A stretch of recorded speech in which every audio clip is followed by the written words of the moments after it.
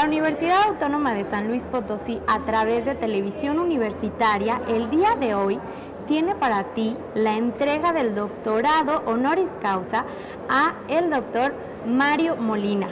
Estamos desde el Centro Cultural Universitario Bicentenario. Yo soy Mayra de la Garza, te doy la bienvenida. ¿Y por qué no vamos a conocer un poco de la trayectoria del doctor Mario Molina?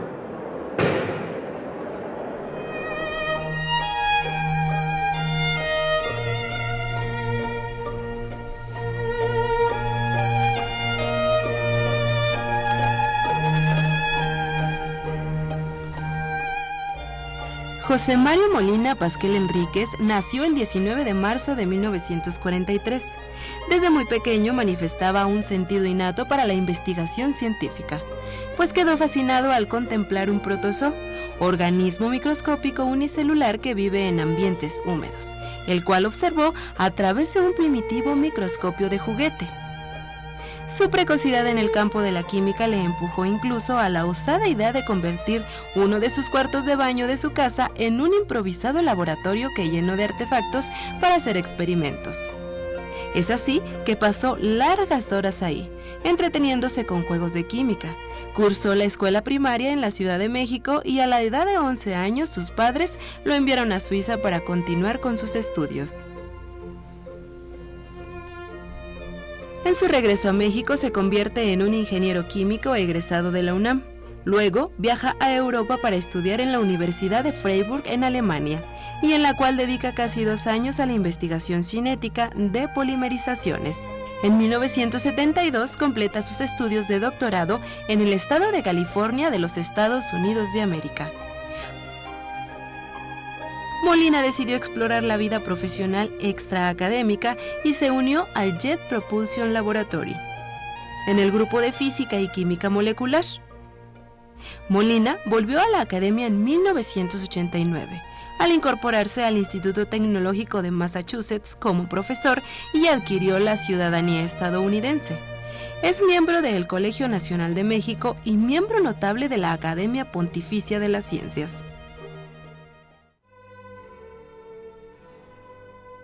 Mario Molina es uno de los más importantes precursores para el descubrimiento del agujero en la capa de ozono antártico, que se ubica a unos 25 kilómetros sobre nosotros en el estrato estratosférico de la atmósfera, que actúa como un filtro solar que protege la vida de la Tierra de las dañinas radiaciones ultravioletas del Sol.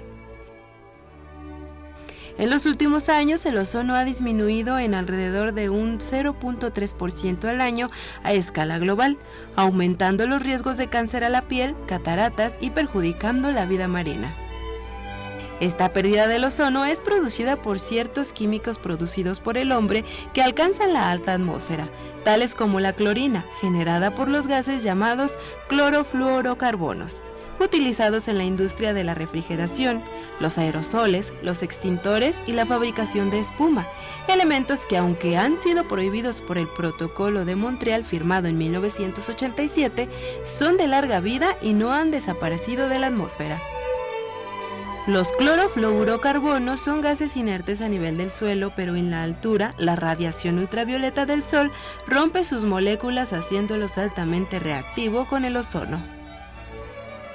Es así que gracias a esta investigación fue condecorado con el Premio Nobel de Química junto con Paul Crutzen y Sherwood Rowland en 1995 al exponer la teoría de cómo ciertos químicos elaborados por el hombre dañan a la capa y con ello provocar daños impredecibles a la humanidad. Su estudio, realizado con el apoyo de 2 científicos, atrajo la atención mundial respecto al daño que causan ciertos elementos químicos y contribuyó a nuestra salvación frente a un problema ambiental global que pudo haber tenido consecuencias catastróficas, dijo el comité del Nobel que otorgó el premio. El Nobel obtenido por el Dr. Molina tuvo 2 significados muy especiales. Era la primera vez que se reconocía con ese galardón a un estudioso del medio ambiente, y Molina se convirtió, además, en el primer científico nacido en México en ganar este premio. El Dr. Molina tenía 52 años cuando recibió el premio de $1 millón que compartió con sus colegas. La historia del ozono ha sido una historia de éxito. Para mí es un buen ejemplo de cómo el mundo puede trabajar unido para resolver problemas, dijo en su primera conferencia de prensa luego de obtener el Nobel. Para Molina, el Premio Nobel representa un reconocimiento para el excelente trabajo que ha sido hecho por sus colegas y amigos en la comunidad atmosférica sobre el agotamiento estratosférico del ozono. La mejor recompensa ha sido la interacción con un grupo magnífico de científicos y valora en verdad estas amistades, con las cuales espera continuar por muchos más años. Es así que, por esta trayectoria, la Universidad Autónoma de San Luis Potosí se honra en otorgar la condecoración honoris causa al Dr. Mario Molina, claro ejemplo para las futuras generaciones de científicos comprometidos con la sociedad y problemática global. Nos encontramos con el doctor Jaime Ruiz García, quien es el investigador del Instituto de Física de la Universidad Autónoma de San Luis Potosí, a quien le damos la más cordial bienvenida. Muchas gracias, Mayra. Muchas gracias. Y un saludo al público. Claro que sí. Y lo tenemos aquí para que nos platique un poquito acerca tanto de la trayectoria del doctor Mario Molina como también la importancia que tiene ese doctorado honoris causa. Y empezamos con esto.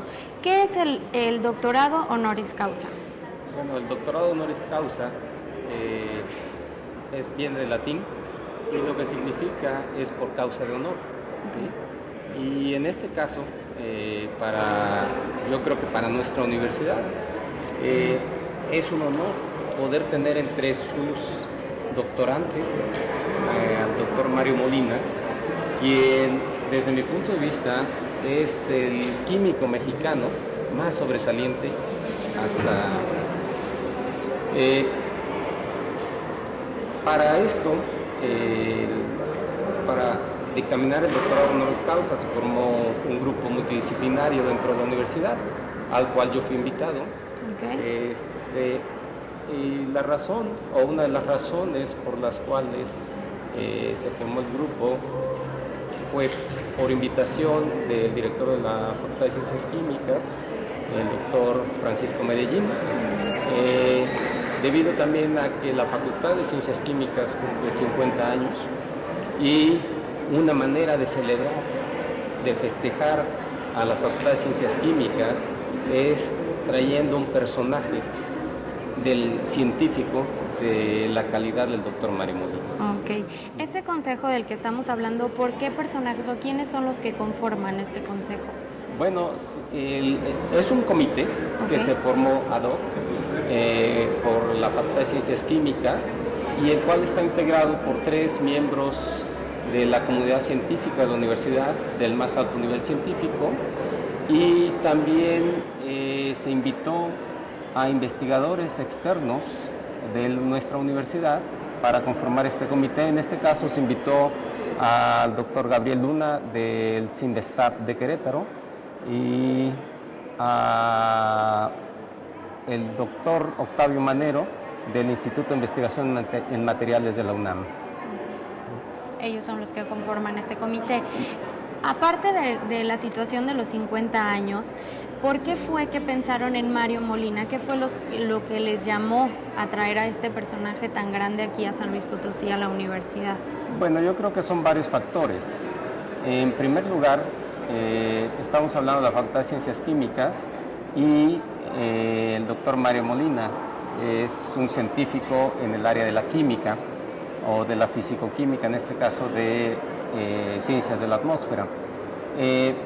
Por otro lado, como lo mencioné hace un momento, es quizás el científico mexicano más, o nacido en México, más galardonado de todos los tiempos, y se pensó que era muy apropiado traer a alguien relacionado con el área para ser parte de estos festejos, pero yo creo que el doctorado honoris causa por sí mismo es tan grande como el mismo festejo de la Facultad de Ciencias Químicas. Claro. Dentro de ya los estudios que ha tenido el doctor Molina o los trabajos que ha realizado, ¿de qué manera ha impactado a todo el ámbito de la ciencia? Pues podríamos hablar muy extensamente del trabajo y la trayectoria del doctor Mario Molina. Yo creo que la humanidad le debe de estar muy agradecido al doctor Molina. Yo pienso que si sus estudios se hubieran retrasado 20 o 30 años más, sí, tendríamos una crisis muy grande de enfermedades de la piel, sobre todo cáncer específicamente de la piel, en todo el mundo, ¿sí? Obviamente él es conocido por sus estudios de las reacciones químicas que compuestos que se le conocen como clorofluorocarbones hacían en la atmósfera, en la parte más arriba de la atmósfera, con otra molécula que conocemos como ozono, ¿sí? El ozono es muy importante en la atmósfera porque es nuestro filtro de rayos ultravioleta y el cual absorbe estos rayos y disminuye la intensidad y la cantidad con que llegan a nuestro nivel, a nivel del suelo. Entonces, estos compuestos, clorofluorocarbones, se creían muy inertes, que no reaccionaban con nada, ¿sí? Que eran muy seguros y eran de un uso tan común que todo el mundo los tenía en su casa, sí. ¿Sí? Todo el mundo que tuviera un refrigerador tenía este tipo de compuestos porque eran los gases o el gas que se utilizaba como refrigerantes en los refrigeradores, aires acondicionados, tanto de autos como de casas, edificios. Entonces, estos tipos de compuestos estaban esparcidos en todo el mundo y obviamente un refrigerador se acababa, un aire acondicionado se acababa, el gas de los fluorocarbonos se fugaba y todo eso iba a dar a la atmósfera. Como son gases de una densidad muy baja, tienden a subir, ¿sí? Y lo que no sabían la industria no lo sabía, es que estos gases, que eran considerados muy seguros porque eran muy difíciles que reaccionaran, sí reaccionaban con el ozono. Y él fue el que lo descubrió. Y el doctor Mario Molina, junto con su colega, el doctor Sherwood Rowland, fueron los que propusieron el daño que este tipo de compuestos estaba haciendo a la atmósfera terrestre. Y es por esto que en el año de 1995 él recibe el premio Nobel. Así es. Por este descubrimiento.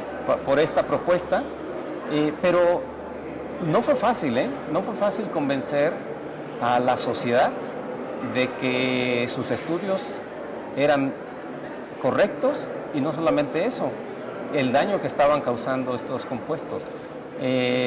Yo recuerdo incluso cuando era estudiante de doctorado en la Universidad de Maryland, ir a algunos seminarios, porque yo trabajé en un departamento de química, e ir a algunos de los seminarios y hablaron sobre, ya en ese tiempo, por ahí de 1988 a 1989, ya se empezaba a hablar del hoyo que se estaba haciendo en la capa de ozono arriba de la Antártica.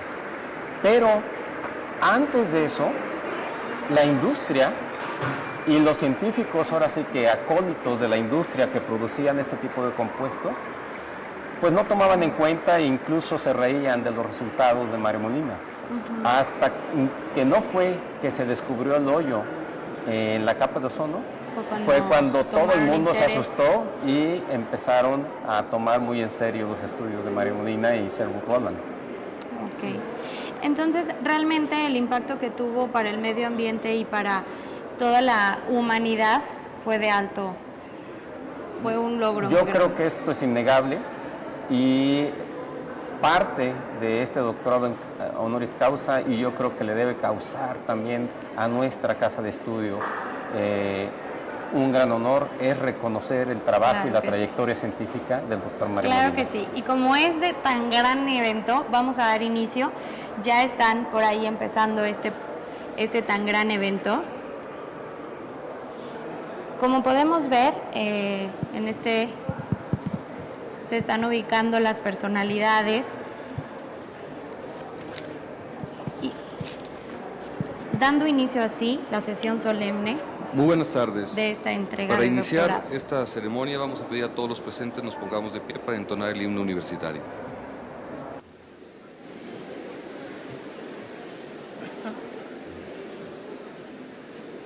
Son casi todos los estudiantes de la Facultad de Química. Los trajimos.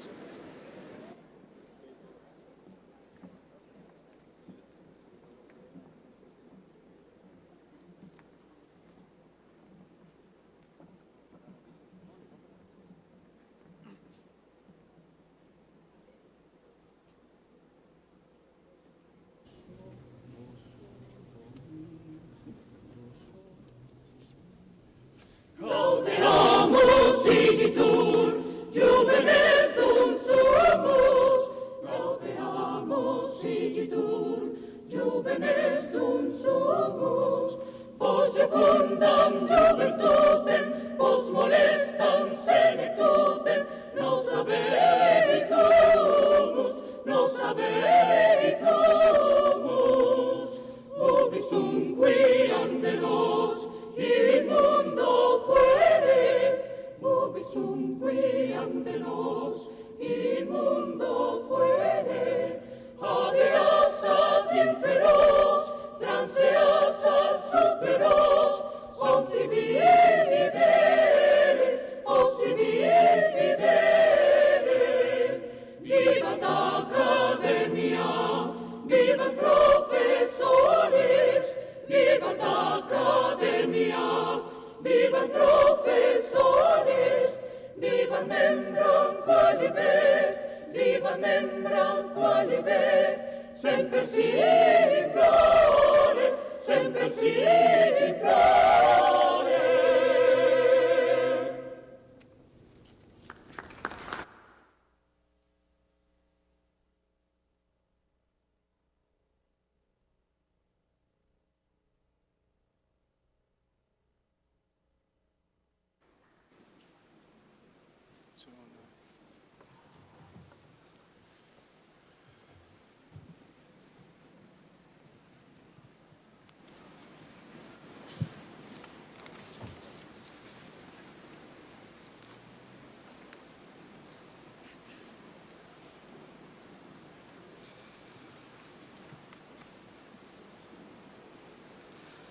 Disculpe, si se lo puede pasar. Gracias. Ay, perdón, no, perdón. Pues con razón no arrancábamos.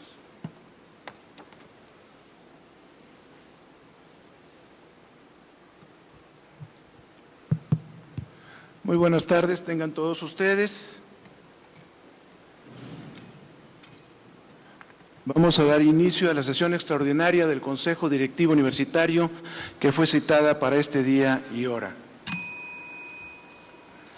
En primer término, quiero dar cuenta de la presencia del Honorable Consejo Directivo Universitario y agradecer y reconocer la presencia del señor doctor Fernando Toranzo Fernández, Gobernador Constitucional del Estado, quien es un invitado de honor para esta ceremonia en la que se entregará esta distinción del doctorado honoris causa al doctor Mario Molina. Agradecemos su presencia porque además sabemos del esfuerzo que tuvo que hacer el día de hoy, particularmente de mover su agenda de trabajo para poder acompañar a la comunidad universitaria en este importante evento. Muchas gracias, señor gobernador, por el esfuerzo de acompañarnos el día de hoy.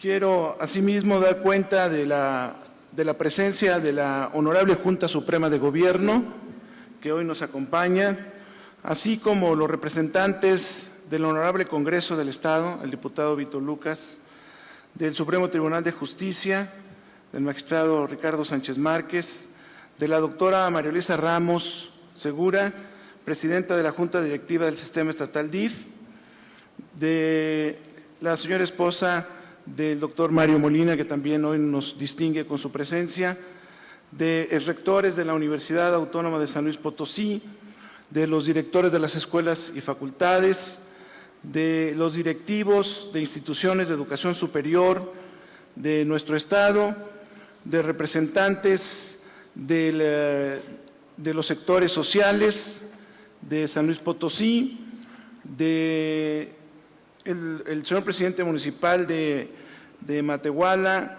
el señor presidente municipal de Mezquitic, de Tamuín, San Luis Potosí, del señor secretario de Educación de Gobierno del Estado y de diversas personalidades, invitados especiales que hoy tenemos aquí.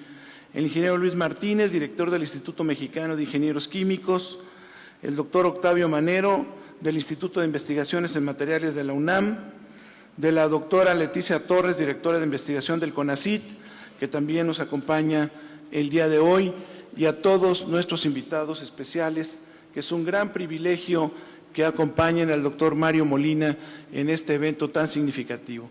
Por supuesto, a todos los alumnos de la Facultad de Ciencias Químicas que hoy también están aquí con nosotros, a sus profesores.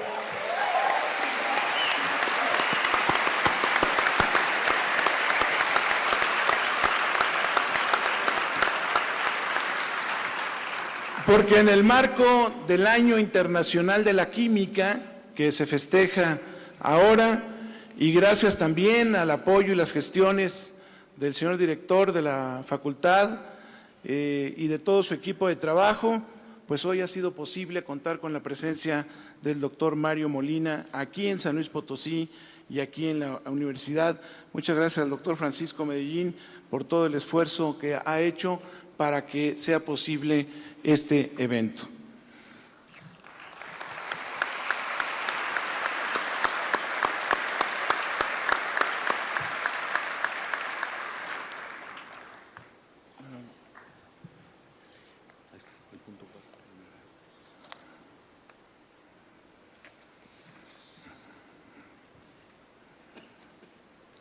Debemos pasar el quórum para revisar la asistencia de los distinguidos miembros del Consejo Directivo. Señor Rector, quiero certificar que contamos con la presencia de 53 miembros del Consejo Directivo, tomados lista de asistencia antes de iniciar esta sesión, por lo cual tenemos quórum legal para iniciar esta sesión. En virtud del quórum, se declara válida la sesión y obligatorios para la comunidad universitaria los acuerdos que en ella se tomen.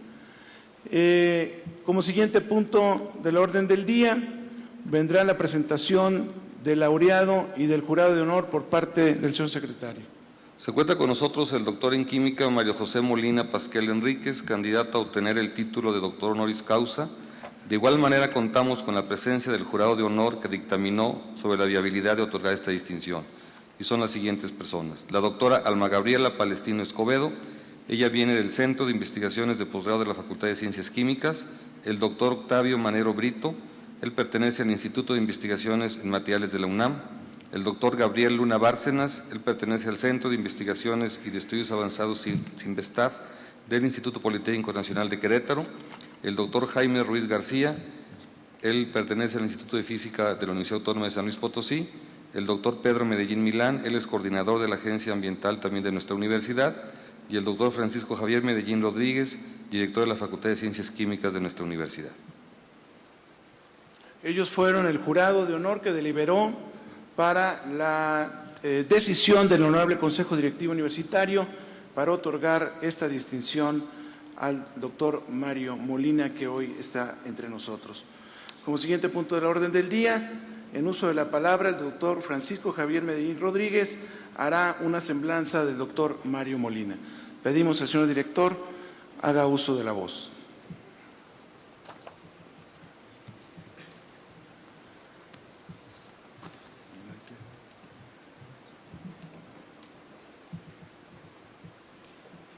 Muchas gracias. Muy buenas tardes.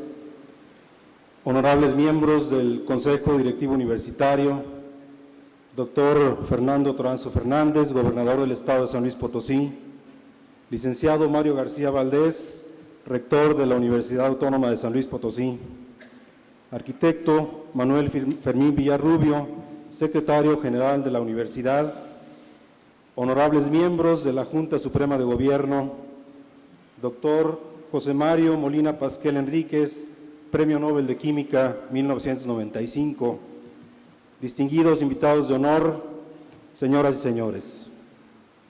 El 19 de marzo de 1943, el señor Roberto Pasquel, quien fue abogado de profesión, profesor universitario y embajador en Etiopía, Australia y Filipinas, y la señora Leonor Enríquez de Molina, ven nacer a José Mario Molina Enríquez, ignorando tal vez el maravilloso destino que la vida le tenía reservado.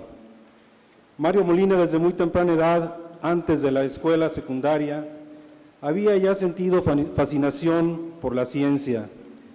Fue tal su afición por la misma en aquel entonces que terminó convirtiendo un espacio de su casa en laboratorio, en donde juegos de química y un microscopio ayudaron a fomentar su curiosidad científica. A los 11 años de edad, siguiendo la tradición familiar, Mario Molina fue enviado a Suiza con la idea de promover su interés por la química y para aprender alemán. Sin embargo, no fue difícil para él darse cuenta que, al igual que en México, para los niños de su edad, la ciencia no era prioritaria.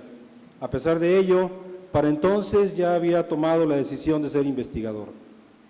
En 1960, Mario Molina inicia sus estudios de ingeniería química en la Universidad Nacional Autónoma de México, ya que este era el camino más corto para llegar a ser lo que él deseaba, un físico-químico, profesión que evidentemente no existía en México.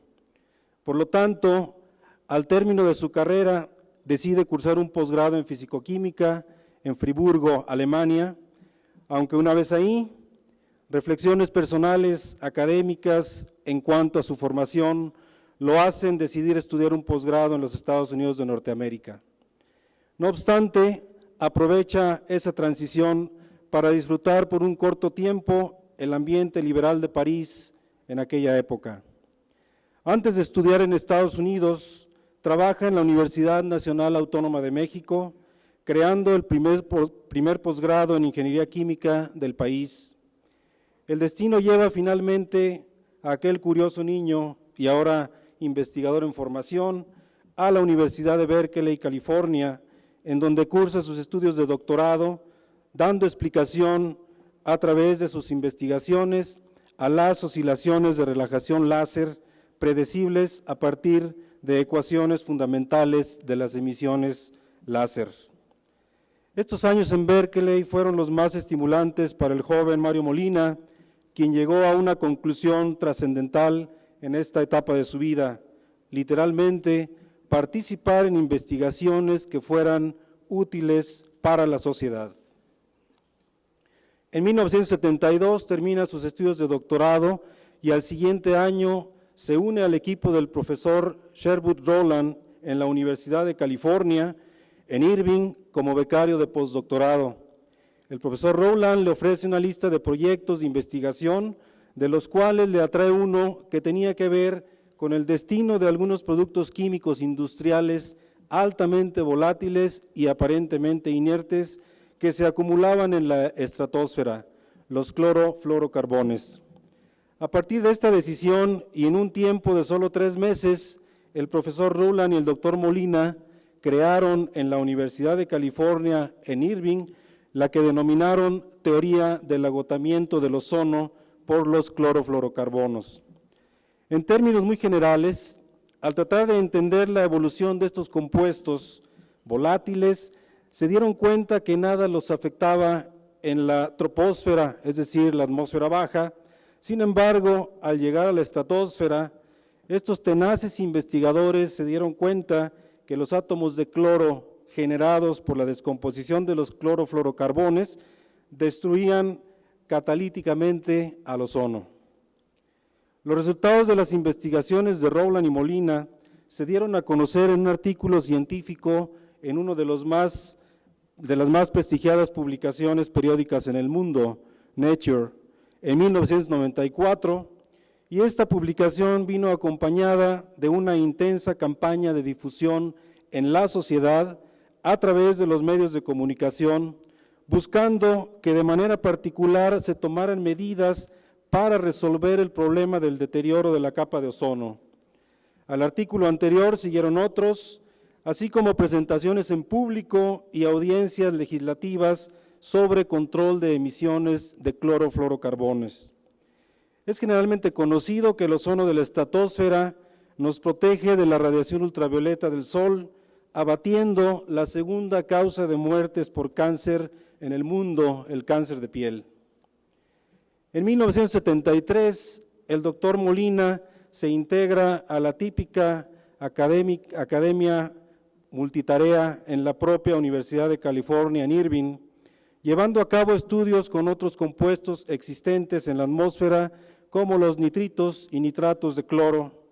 Sin embargo, su gusto por la experimentación directa lo lleva en 1982 al Departamento de Física y Química Macromolecular del Laboratorio de Propulsión a Chorro en el Instituto Tecnológico de California en Pasadena, demostrando en 1985 que las reacciones de activación por cloro ocurrían con más eficiencia en presencia de hielo bajo las condiciones polares de la estratosfera. En esta época, los trabajos de Rowland y Molina dieron lugar a importantes tratados internacionales, la Convención de Viena para la protección de la capa de ozono, adoptada el 22 de marzo de 1985 y orientada a proteger la capa de ozono, y el Protocolo de Montreal sobre sustancias que agotan la capa de ozono, adoptada el 16 de septiembre de 1987 para establecer normas prohibiendo o limitando el uso de sustancias que afectan la estabilidad de la capa de ozono. En 1989 el doctor Molina se integra de nueva cuenta a la vida académica en el Instituto Tecnológico de Massachusetts, en donde su trabajo más intenso con estudiantes le brinda la oportunidad de reconocer la importancia del binomio enseñanza-investigación. Es aquí en donde el 11 de octubre de 1995, junto con el profesor Sherwood Rowland, fue distinguido con el Premio Nobel de Química, otorgado literalmente por su gran dedicación a la investigación de los efectos de los clorofluorocarbones en el agotamiento de la capa de ozono en la estratosfera. Actualmente, el profesor Molina es investigador de la Universidad de California en San Diego, en donde forma parte del Departamento de Química y Bioquímica del Instituto de Oceanografía, una de las instituciones líderes en la investigación de los fenómenos asociados al cambio climático. En México, el doctor Molina preside un centro de investigación y promoción de políticas públicas que lleva su nombre, en donde realiza estudios estratégicos sobre energía y medio ambiente, particularmente en los campos del cambio climático y la calidad del aire. Curricularmente, el profesor Molina es miembro de la Academia Nacional de Ciencias y del Instituto de Medicina de los Estados Unidos y uno de los 21 científicos que forman parte del Consejo de Asesores de Ciencia y Tecnología del presidente de los Estados Unidos de Norteamérica. Igualmente, el profesor Molina es miembro distinguido de la Pontificia Academia de las Ciencias del Vaticano, del Colegio Nacional, la Academia Mexicana de Ciencias y la Academia Mexicana de Ingeniería. Por su labor y contribución a la ciencia, ha recibido numerosos galardones: el Premio Tyler de Energía y Ecología en 1983, el Premio Sasakawa de las Naciones Unidas en 1999 y, por supuesto, el Premio Nobel de Química en 1995. Ha recibido 21 doctorados honoris causa, 65 premios, condecoraciones y reconocimientos, y ha participado en 64 actividades selectas, las cuales incluyen paneles y membresías en organizaciones del máximo nivel. Cuenta con 193 artículos de investigación y divulgación registrados en el ISI Web of Knowledge, con más de 10.280 citas en la literatura mundial. Tiene un índice de impacto H de 48, con un promedio de 53 citas por artículo, y de manera específica cuenta con 21 artículos con más de 100 citas. Su artículo de Nature en 1974 cuenta con 1.160 citas. Muchas gracias, doctor Eusebio Juaristi, por haber intercedido para que esta ceremonia fuera posible. El Comité de Evaluación Exprofeso para otorgar el grado de doctorado honoris causa en este evento fue previamente aprobado por el Honorable Consejo Directivo Universitario y estuvo constituido por los evaluadores que ya se mencionaron aquí presentes: doctora Alma Gabriela Palestino Escobedo, doctor Octavio Manero Brito, doctor Jaime Ruiz García, doctor Gabriel Luna Bárcenas, doctor Pedro Medellín Milán, así como por un servidor. El dictamen de la evaluación fue textualmente el siguiente: por todos sus méritos académicos excepcionales, la Universidad Autónoma de San Luis Potosí será honrada al contar entre sus doctores honoris causa al doctor José Mario Molina Enríquez. No quisiera dejar de aprovechar la oportunidad de mencionar la gran calidad humana del doctor Mario Molina, y qué mejor que hacerlo con sus propias palabras. Me emociona y me mueve a humildad el que pude hacer algo que no solo contribuyó a nuestra comprensión de la química atmosférica, sino que también tuvo profundas repercusiones en el medio ambiente global. Estas palabras quedan como ejemplo a seguir de las nuevas generaciones, quedan también como legado para los mexicanos ávidos de triunfo y de espíritus inquebrantables como el de usted, doctor José Mario Molina Enríquez. Agradezco el honor de haber presidido el Comité de Evaluación para el otorgamiento de este grado honorífico, pero sobre todo el haber tenido la oportunidad de exponer ante ustedes la biografía de un hombre ejemplar, de un mexicano cuya sencillez enaltece sin duda los méritos de su gran obra. Muchas gracias.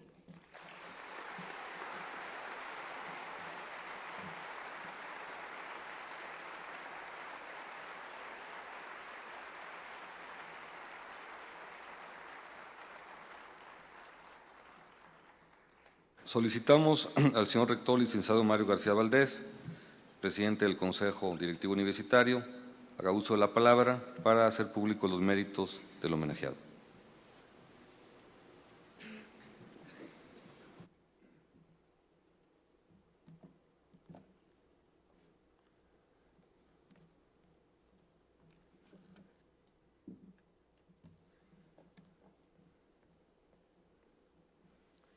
Muy buenas noches, honorable Consejo Directivo Universitario de la Universidad Autónoma de San Luis Potosí, honorable Junta Suprema de Gobierno de la Universidad, señor Gobernador Constitucional del Estado, doctor Fernando Toranzo Fernández, distinguidos invitados, representantes de los poderes del Estado, amigos todos de la universidad, jóvenes alumnos y profesores de la Universidad Autónoma de San Luis Potosí, y por supuesto al doctor Mario Molina, que hoy está con nosotros en este magno escenario de la Universidad Autónoma de San Luis Potosí. Por acuerdo de este honorable Consejo, la Universidad Autónoma de San Luis Potosí otorga en esta sesión extraordinaria de nuestro máximo órgano de gobierno el grado doctor honoris causa al doctor Mario Molina.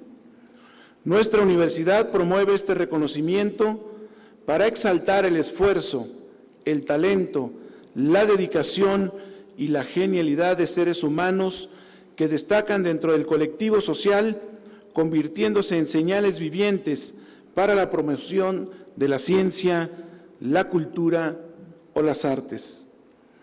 Esta Casa de Estudios ha reconocido con el grado honorífico durante esta administración a distintas personalidades de diversos ámbitos.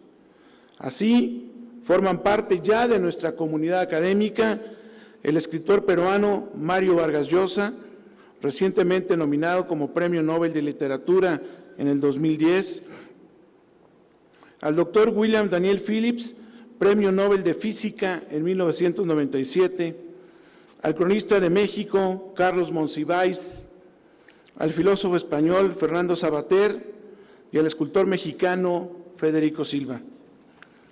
La Universidad Autónoma de San Luis Potosí otorga este reconocimiento en el marco del Año Internacional de la Química, como proclamó la Asamblea General de la ONU a este 2011, para concientizar a las sociedades del mundo sobre las contribuciones de esta ciencia al bienestar de la humanidad. La licenciatura en Química es una de las de mayor tradición en la historia de nuestra universidad. Nuestra hoy Facultad de Ciencias Químicas tiene antecedentes que se remontan hasta el siglo XIX.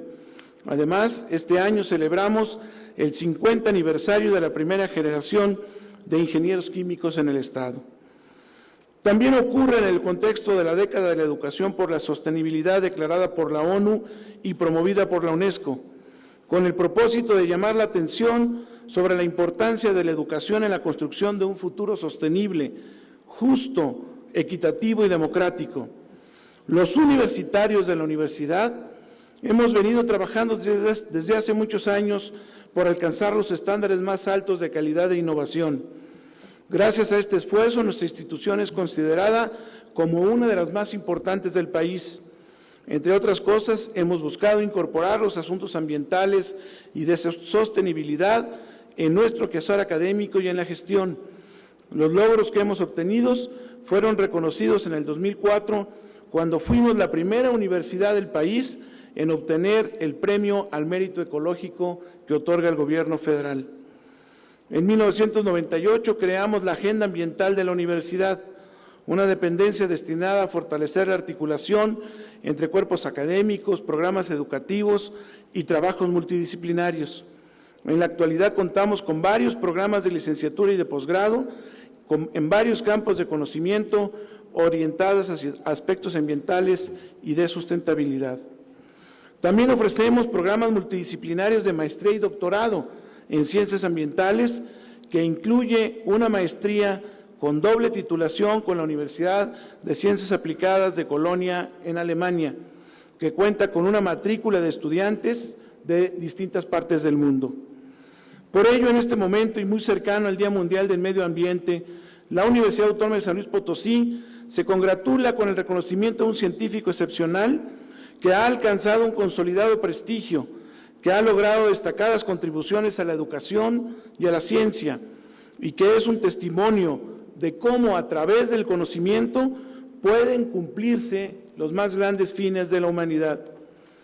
Como hemos visto a través de la semblanza presentada por el doctor Francisco Medellín, los méritos del doctor Molina son innumerables en los campos de la docencia, la investigación científica y la divulgación, entre otros, y muy particularmente, como nos ha comentado hace apenas unos minutos, el énfasis y el que está proponiendo el doctor Molina a las instituciones de atender a los niños, de atender a los escolares de los niveles básicos.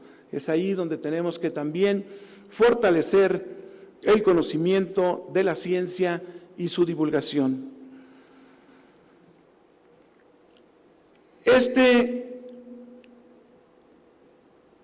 Sus investigaciones condujeron al Protocolo de Montreal de las Naciones Unidas, como ya lo sabemos, desde 1996. Este fue el primer tratado internacional que fue suscrito con una visión ambiental de largo plazo y prácticamente ha resuelto un problema ambiental a escala global. La pasión del doctor Molina por la ciencia y la tecnología, como ya se nos platicó, comenzó desde su niñez con su afición por la lectura de novelas de piratas, que luego continuó con las biografías de científicos, mientras ensayaba con juegos de química, tratando de hacer nuevos experimentos que no consideraba el instructivo. Con ello aprendió que la educación no solo consiste en aprender lo que se ha descubierto, sino generar, y lo que lo caracteriza, generar nuevos conocimientos. Su contribución esencial fue determinar cómo los clorofluorocarbonos, es que no soy químico, afectan de manera importante a la capa de ozono. Pero incluso el camino para dar a conocer este tema fue difícil y complicado. Cuando él y un grupo de investigadores documentaron las primeras investigaciones, encontraron resistencias incluso entre la propia comunidad científica, porque el tema de la capa de ozono era considerado en su origen como algo intangible, más bien en el mundo de lo esotérico más que de lo científico. En el Senado de los Estados Unidos se desestimó el valor científico de la investigación y no tuvo mayor trascendencia. Ante esta circunstancia, este grupo formuló 2 preguntas que captaron la atención de gobernantes, científicos y de la sociedad en general, preguntas que hoy en día son fundamentales para guiar las acciones ambientales de la humanidad. Estas preguntas fueron: si no somos nosotros, ¿quién? Si no es ahora, ¿cuándo? Y es a partir de ahí que se redobla esta lucha y tesón incansable de perseverancia y paciencia hasta alcanzar el reconocimiento de las más elevadas comunidades científicas del mundo. Por ello, queremos reconocer aquí al doctor Molina por esta contribución para que el mundo, no solo la contribución científica en sí misma, sino lo que representa que el mundo aprendiera el valor de la prudencia en la búsqueda de la sustentabilidad. Es decir, que no es necesario esperar a tener una prueba irrefutable, que no es necesario a vivir una catástrofe ambiental para emprender acciones y esfuerzos decididos para su prevención, atención y solución. Antes de arribar a esta conclusión anticipada y visionaria, el mundo perdió tiempo valioso en la atención a problemas fundamentales para la integridad ecológica y la salud de la humanidad. Es indudable que la brecha entre los países desarrollados y los que no lo son es cada vez más amplia. Los países y los pueblos que continúen rezagados con respecto a su capacidad de innovación, es decir, de generar conocimiento que transforme la propia sociedad y su entorno, simplemente padecerán mayores injusticias en el contexto internacional y muy probablemente incrementarán las internas. En suma, si queremos plantear un modelo de sociedad global que sea justa, con sistemas políticos y económicos que tengan legitimidad, estabilidad y que permitan una solución pacífica y acordada de los conflictos, así como el desarrollo cultural y económico de los diversos pueblos del mundo, debe respetarse su identidad y su autonomía. Entonces, tenemos que hacer de la nuestra una sociedad que participe de forma activa del conocimiento y que valore la importancia de la educación.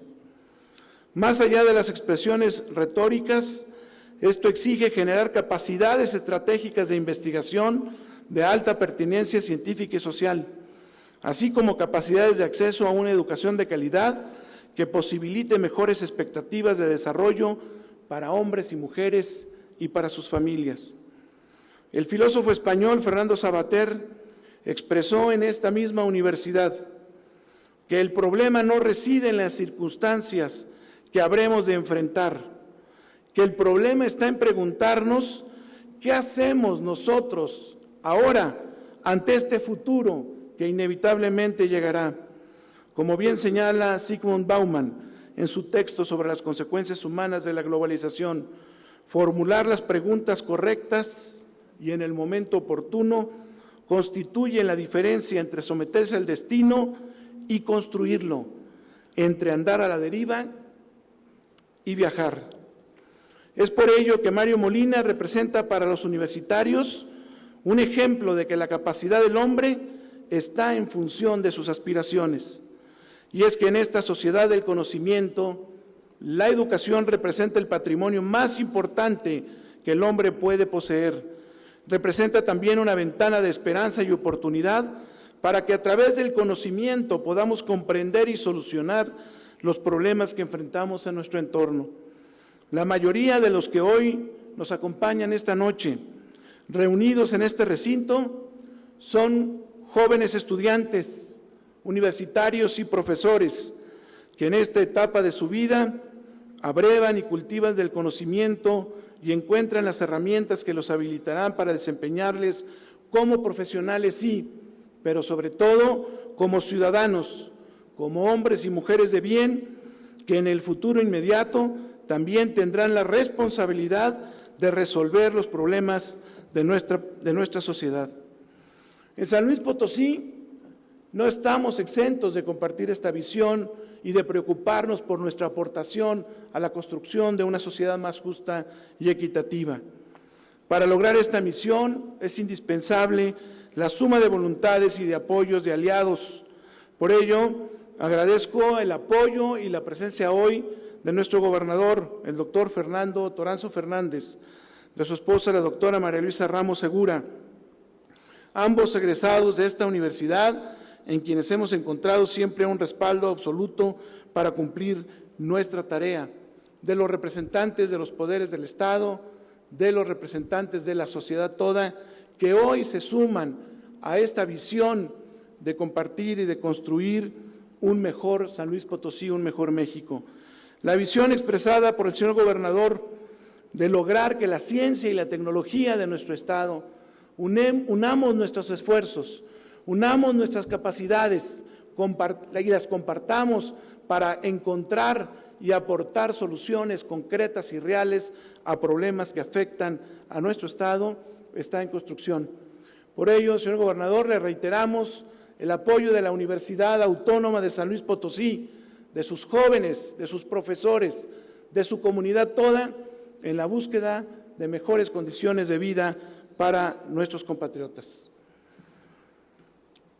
Por estos motivos, la universidad se congratula con la presencia de personajes como el doctor Mario Molina, que nos estimulan, que nos permiten ver y comprender que más allá de nuestras fronteras existen hombres y mujeres que trabajan con pasión por los ideales que se proponen y que los alcanzan, que comprenden la globalización y la asumen como una realidad a la cual hay que enfrentar, pero con una actitud de sumar los esfuerzos y las voluntades, y ya se ha demostrado que cuando se suman estas voluntades de todas las naciones, de todos los países, de la humanidad, sí es posible encontrar estas soluciones. Es usted, doctor Molina, quien con su ejemplo incentiva a las nuevas generaciones de estudiantes y de profesores a esperar, pero a participar del nuestro un país más justo, democrático y armónico. Es a través de su ejemplo como reconocemos que la ciencia y la tecnología deben ser puestas al servicio de la sociedad.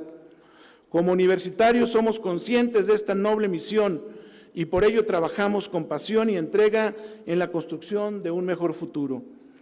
Doctor Mario Molina, en nombre de los universitarios potosinos, agradezco su presencia en esta noche y refrendamos nuestro compromiso por continuar en este camino hacia la excelencia académica y cumplir con pertinencia en la misión de esta Casa de Estudios, con la certeza de que este será el inicio de una relación fructífera de colaboración cercana con nuestra universidad.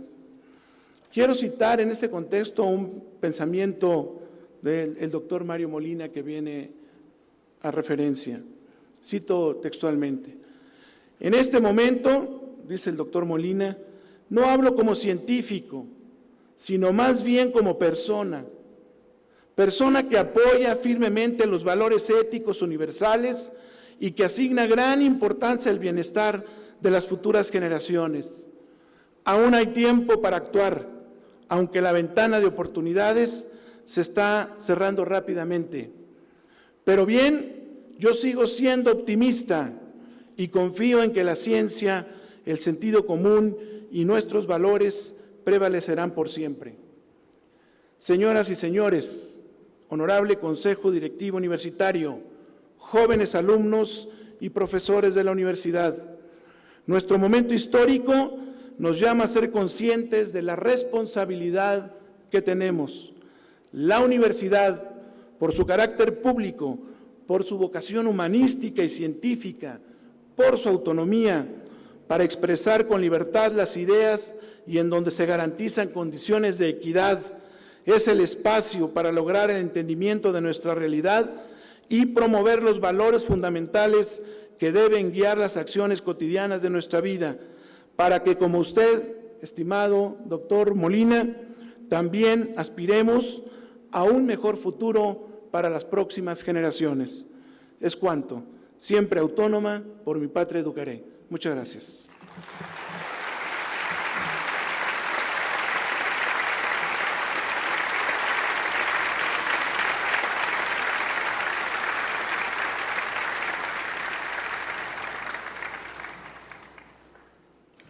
Se invita al doctor en Química, Mario José Molina Pasquel Enríquez, a recibir de manos del señor rector, licenciado Mario García Valdés, el título de doctor honoris causa que otorga la Universidad Autónoma de San Luis Potosí, así como la venera de la institución.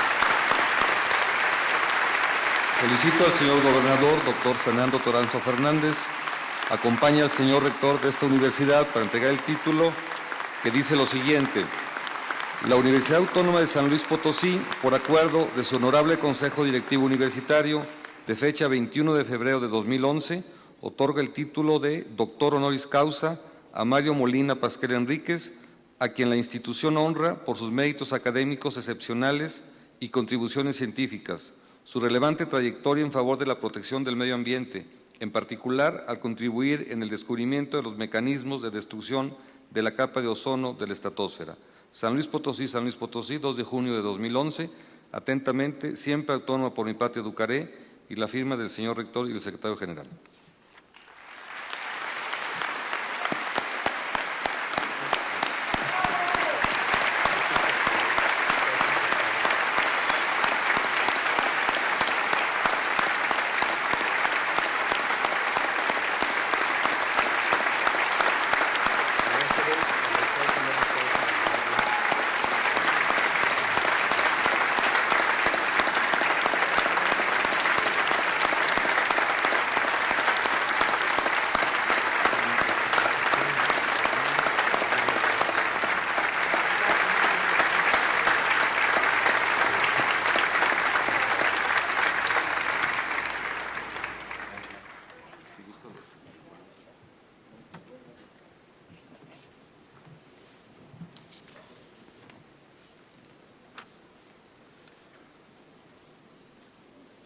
Sigues, Mario.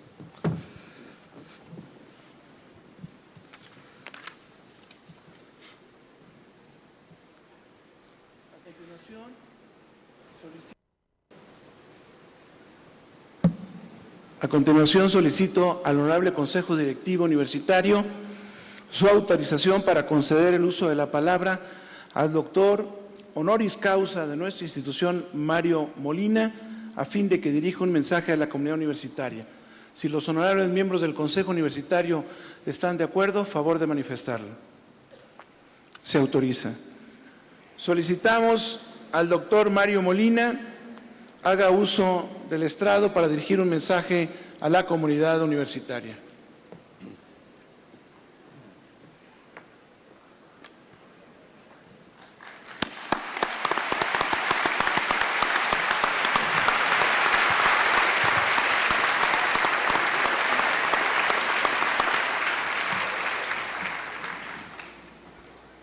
Doctor Fernando Toranzo Fernández, gobernador del Estado de San Luis Potosí, licenciado Mario García Valdés, rector de la Universidad Autónoma de San Luis Potosí, doctor Francisco Medellín, director de la Facultad de Química, Comité de Evaluación, distinguidos miembros de la comunidad universitaria, señoras y señores. Es para mí un gran honor el recibir el doctorado honoris causa de la Universidad Autónoma de San Luis Potosí. Estoy pues muy agradecido con la universidad por el reconocimiento que me están otorgando esta noche y por integrarme a su comunidad académica. Para mí es un evento muy emotivo. Y quisiera aprovechar esta oportunidad para hacer algunas reflexiones. Los retos que tenemos hoy en día en nuestro país son enormes y es por esto que necesitamos profesionistas de muy alto nivel. Por esto, instituciones como la Universidad Autónoma de San Luis Potosí son tan importantes, pues preparan profesionistas de excelencia en numerosas disciplinas que nos ayudan a enfrentar estos retos formidables. Uno de estos retos es la protección del medio ambiente. En estas últimas décadas nos hemos dado cuenta de que el impacto de las actividades humanas en el medio ambiente ha alcanzado proporciones verdaderamente globales. Lo que tengo planeado es dar una presentación enfocando en uno de los problemas pues, más preocupantes de la actualidad, que es el del cambio climático. Tengo algunas figuras, pero creo que si no son visibles lo que puedo hacer Sí, ¿van a bajar una pantalla? si se puede, Sí, doctor. sería más fácil, si no, simplemente puedo darla. Ahí va. Muy bien. Bueno, me voy a adelantar. No. Mientras baja. Y nosotros vamos a ver la pantalla que tenemos aquí al frente. Perfecto.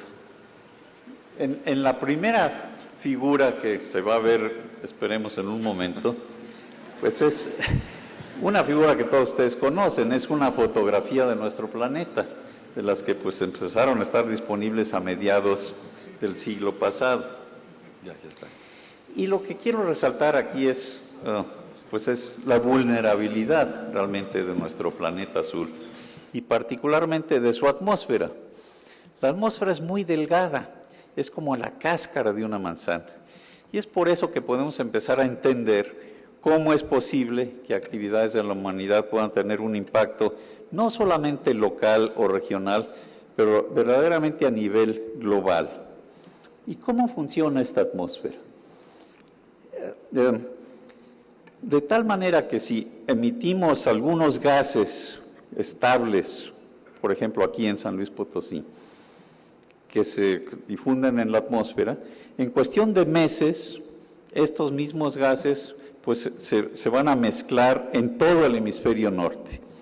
Y en cuestión aproximadamente de año y medio, 2 años, se mezclan en todo el planeta. Algunos gases o algunos compuestos permanecen nada más unas cuantas semanas en la atmósfera porque la lluvia los limpia, pero hay muchos otros que permanecen no solo muchos meses, sino décadas, inclusive siglos, y uno muy preocupante, el dióxido de carbono, hasta milenios. En fin, este es el funcionamiento de nuestra atmósfera. Ahora, en esta figura que tenemos enfrente, voy a empezar a describir pues este problema del cambio global relacionado con el clima. Y para eso voy a describir muy brevemente cómo funciona el balance térmico de nuestro planeta. ¿Por qué tenemos el clima que tenemos? Y esto lo podemos entender en base a conocimientos de la ciencia muy básicos. Nuestro planeta recibe energía del Sol en forma sobre todo de radiación visible, de luz visible. Pero desde hace muchos años, millones de años, nuestro planeta ha alcanzado un equilibrio dinámico de tal manera que pierde la misma cantidad de energía que recibe, que pierde al espacio la misma cantidad de energía que recibe del Sol, pero esa pérdida de energía es en forma de radiación infrarroja que no podemos nosotros ver directamente. Bueno, pues hay leyes muy fundamentales de la física descubiertas a principios del siglo pasado por figuras gigantes de la ciencia como Max Planck, también Albert Einstein y varios otros, leyes muy bien establecidas que algunos de ustedes quizá como ingenieros o científicos habrán oído de la ley de radiación de los cuerpos negros, en fin, no voy a describir esas leyes con detalle, excepto mencionar que son la base, pues, de muchos de los avances tecnológicos que tenemos en nuestra sociedad, avances, pues, en comunicación, hasta los teléfonos celulares, pues, en cierta forma dependen de la existencia de la mecánica cuántica y de la existencia de los cuantos, en fin, todo esto relacionado con las leyes de Planck. Bien, pues con esas leyes podemos calcular con detalle cuál debería de ser la temperatura promedio de la superficie de nuestro planeta. Y si hacemos un cálculo muy sencillo, esa temperatura resulta que es de menos 15 grados Celsius. Y si ese fuera el caso, pues nuestro planeta estaría congelado. No tendríamos vida como la conocemos. ¿Qué es lo que pasa? Es que la atmósfera juega un papel muy importante. Efectivamente, nuestro planeta pierde la misma cantidad de energía que la que recibe, pero ya no de la superficie, sino más arriba en la atmósfera. ¿Por qué? Porque la atmósfera es transparente a esta radiación visible, es transparente a la luz visible, y así pues toda la energía que nos llega del Sol se puede absorber, excepto más o menos una tercera parte se refleja por las nubes y por la nieve. Pero las otras 2/3 partes llegan a la superficie y la calientan. Bien, pues la superficie emite esta radiación infrarroja y pues en principio la atmósfera es también transparente a esta radiación. El oxígeno y el nitrógeno, los principales constituyentes de la atmósfera, no absorben esta radiación. Pero resulta que hay ciertos compuestos traza muy importantes, llamamos gases de efecto invernadero, como el dióxido de carbono y el vapor de agua, que están presentes pues en muy pequeñas proporciones, el dióxido de carbono mucho menos del 1%, estos gases absorben esa radiación emitida por la superficie y el resultado es muy sencillo. La atmósfera funciona entonces como una manta que calienta la superficie del planeta. Si medimos desde el espacio, efectivamente la cantidad de energía perdida por la atmósfera es la misma, pero la superficie del planeta tiene una temperatura distinta, que es de el promedio más 15 grados Celsius. Entonces, lo que está muy claro desde el punto de vista de la ciencia es que esta diferencia que llamamos pues el efecto invernadero natural, diferencia de temperaturas de menos 15 a más 15 grados Celsius, está perfectamente bien entendida por la ciencia y es pues lo que ha permitido la evolución de la vida tal como la conocemos. Bien, pues lo que nos preocupa son los efectos que ha tenido la humanidad en esta atmósfera, pero primero muy brevemente voy a mencionar un aspecto interesante, y es que resulta que el gas que es más eficiente para absorber esta radiación infrarroja no es el dióxido de carbono, del que voy a hablar en un momento, sino el vapor de agua. Absorbe muy eficientemente esta radiación infrarroja, aproximadamente las 3/4 partes de la radiación emitida por la superficie, la absorbe este vapor de agua, y el resto, pues el dióxido de carbono y otros gases invernadero. Pero la cantidad de vapor de agua que hay en la atmósfera depende del ciclo hidrológico. Este es el agua, pues tenemos una cantidad prácticamente ilimitada en los océanos, pero por supuesto como agua líquida, se evapora, hay cierta cantidad en la atmósfera, pero se condensa, forma nubes, lluvia, nieve, de tal manera que la cantidad que existe en la atmósfera pues está determinada indirectamente por el resto de los gases invernaderos. Y si pasamos a la siguiente lámina, vemos unos cálculos relativamente sencillos, recientes, de qué es lo que pasaría si a nuestro planeta le quitáramos repentinamente el dióxido de carbono y los otros gases invernadero. Pues podría uno pensar, bueno, si el vapor de agua es el gas más importante para calentar la superficie, pues no debería pasar gran cosa. Lo que sucede, sin embargo, es que el agua se empezaría a condensar y en cuestión de menos de una década el planeta se convertiría pues en una masa de hielo prácticamente, porque se condensaría todo ese vapor de agua. En resumidas cuentas, el dióxido de carbono es el termostato del planeta y esto también pues se puede concluir por estudios del clima pues en millones y decenas de millones de años, lo que llamamos el paleoclima.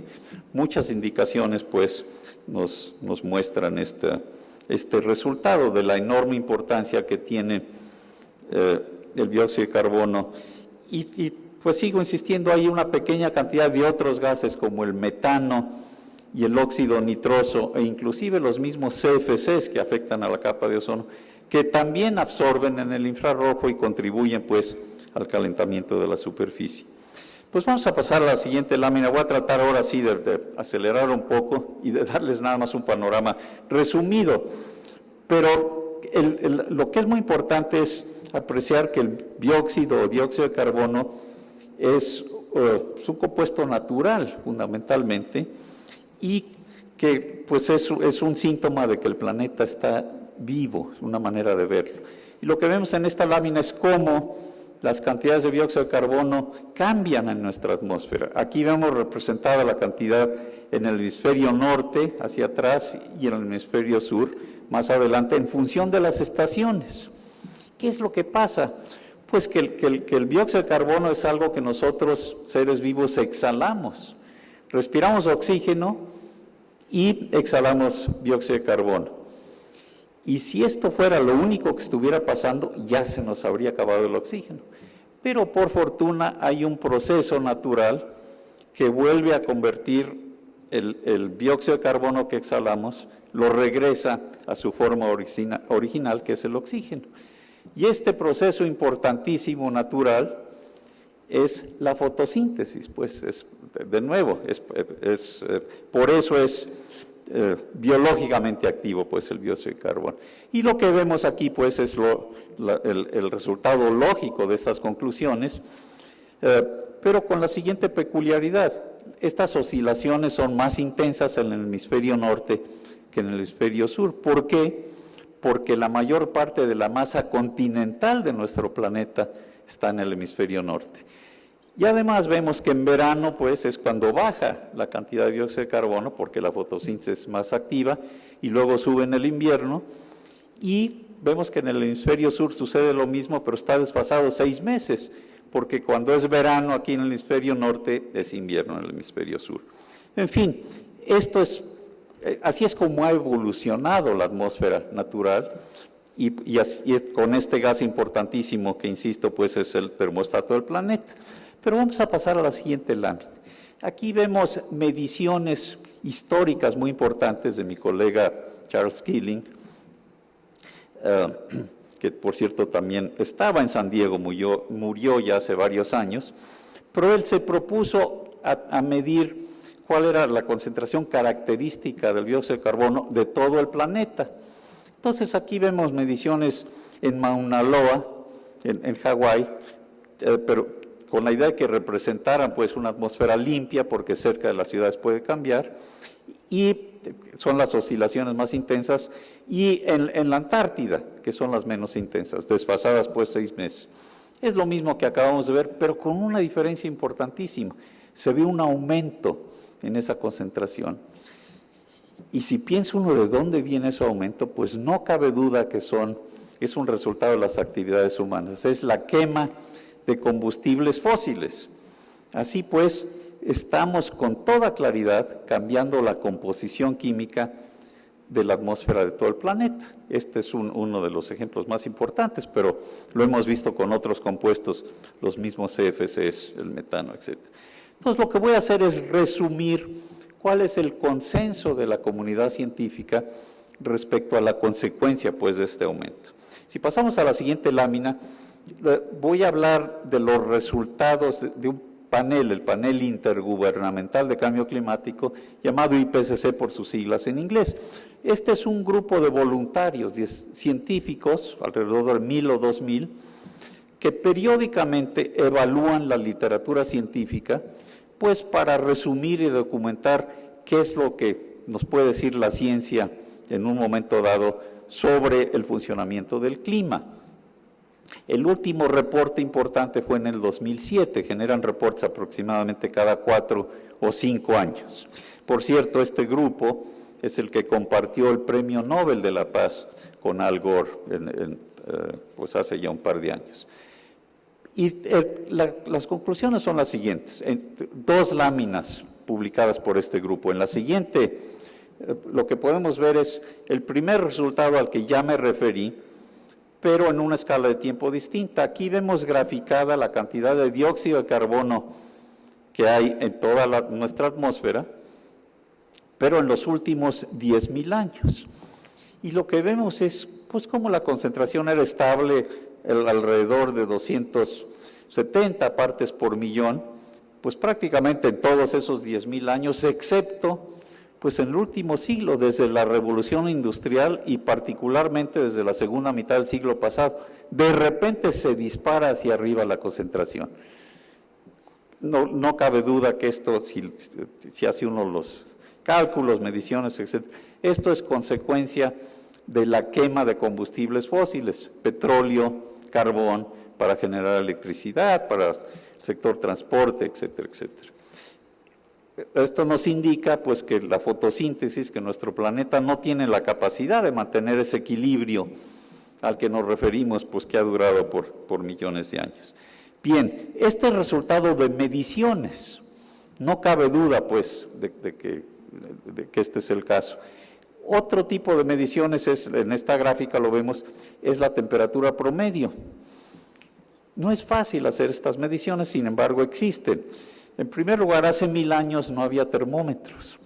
¿Cómo puede uno inferir esa temperatura promedio? Pues indirectamente, por ejemplo, a través de medir el espesor de los anillos de los árboles o de los corales marinos, sedimentos, etc. Entonces, diferentes grupos de investigación tienen diferentes interpretaciones, aquí interpretadas por las líneas de distintos colores.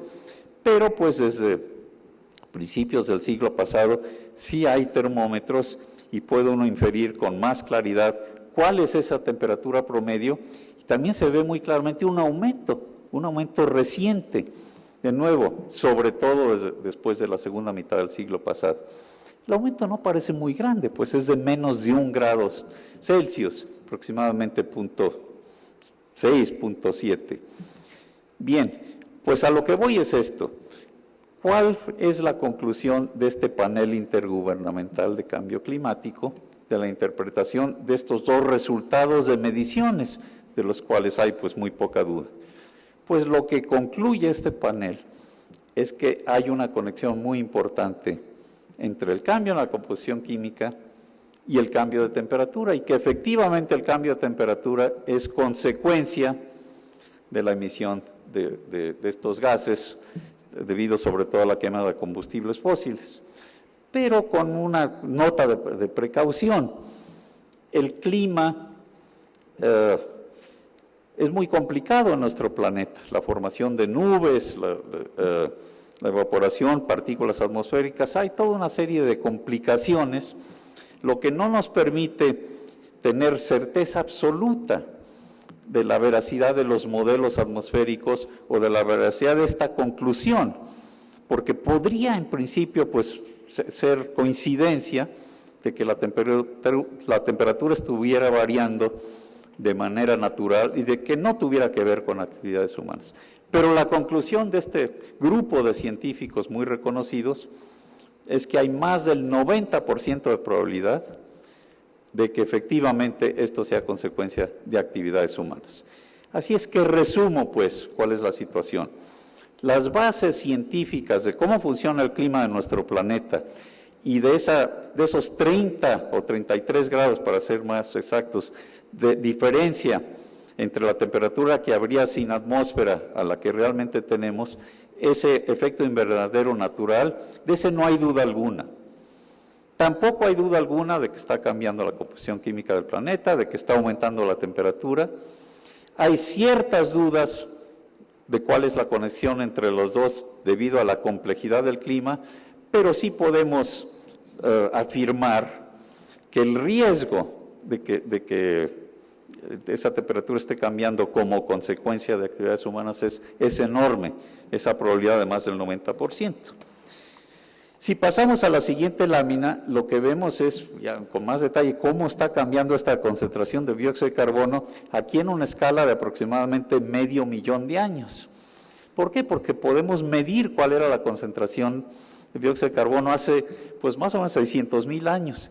¿Cómo? Pues por burbujas de aire atrapadas en conos de hielo que están en la Antártida o en Groenlandia. Así es que sabemos cuál era la composición química de la atmósfera hace pues estos miles de años, y con toda claridad pues ha subido y bajado, pero la que tenemos hoy en día es más grande de la que ha habido pues en este último medio millón de años, y sabemos que en realidad es mayor que la que ha habido en varios millones de años, y que si continuamos emitiendo dióxido de carbono como consecuencia de nuestras actividades, se puede duplicar o hasta triplicar esa concentración pues del gas que controla el clima, ¿no?